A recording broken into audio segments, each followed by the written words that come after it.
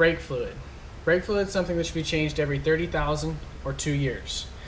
Reason being is it's a water absorbing fluid that absorbs water over time to keep your system from rusting. So after time it absorbs too much water, you lose braking power, your parts start to break down, and there's a good chance that your brake rotors are going to warp because the fluid also absorbs heat from your brake pads themselves. So let's go.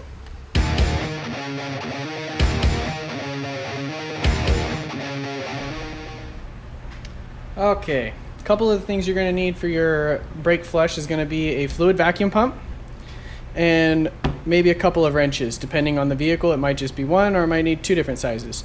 Toyotas are generally 8s or 10s, and then some of your aftermarket, American mades are 3/8. I have run into some that are 11s. Today we're using a 10 on this GM that we're working on. Another thing you're also going to need is an air compressor to operate your vacuum pump. This truck's brake fluid is extremely dirty. It should be almost translucent with a slight golden brown color, but it should be very clear, not dark, almost black like this one is. So what we're going to do is we're going to suck all the dirty fluid out of there, and then we're going to put fresh fluid in, and then we're going to suck fluid all the way through all the lines back to all the different wheel cylinders and calipers, and get all fresh fluid in all the lines and the calipers. And alright, so I've got my air hose hooked up to my vacuum pump. I've got the vacuum pump hose down inside my brake master cylinder reservoir, and now all we've got to do is suck all the fluid out.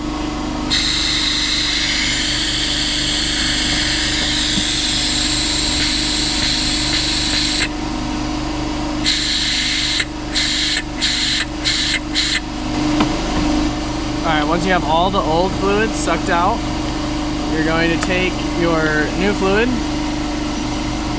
and you're going to fill it all the way to the top.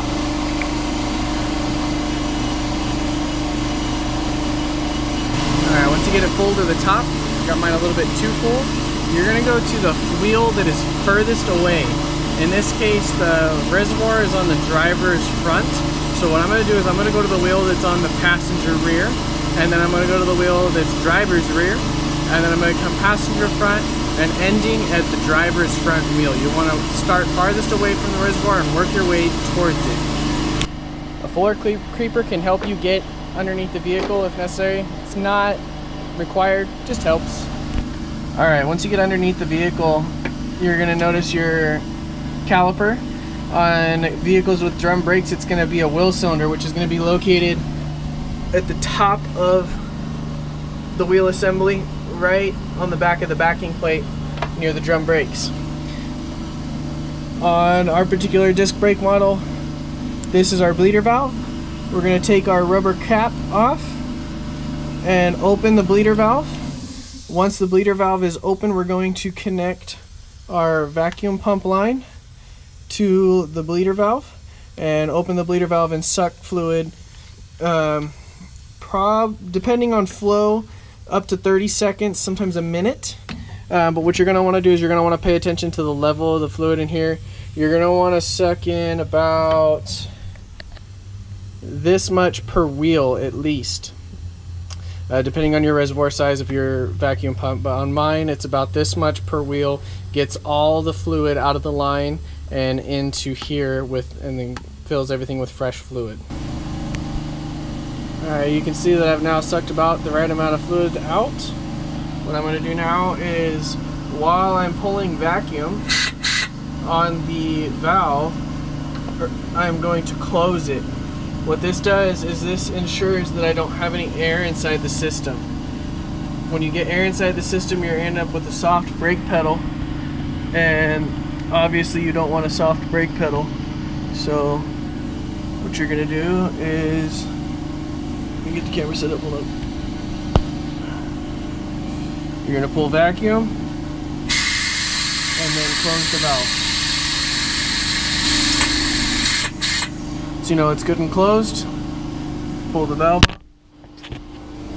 Sorry about that. You can pull the valve off and put your rubber cap back on. Now you just continue that process all the way around the vehicle until you get to the very driver's front wheel cylinder or brake caliper, and then you're all done. You top your fluid off back to where it should be and close everything up, and you're all done. While you're doing this, you want to periodically check the brake fluid level to make sure you haven't sucked all the brake fluid out of the reservoir, because once you've done that, then you're just sucking air into the system. Thanks for watching. I hope you found this video useful. If you have any questions on the video, please place them in the comments. If you have any videos you'd like to see come out, please put it in the comments as well, and I'll do my best to get to them as quick as I can.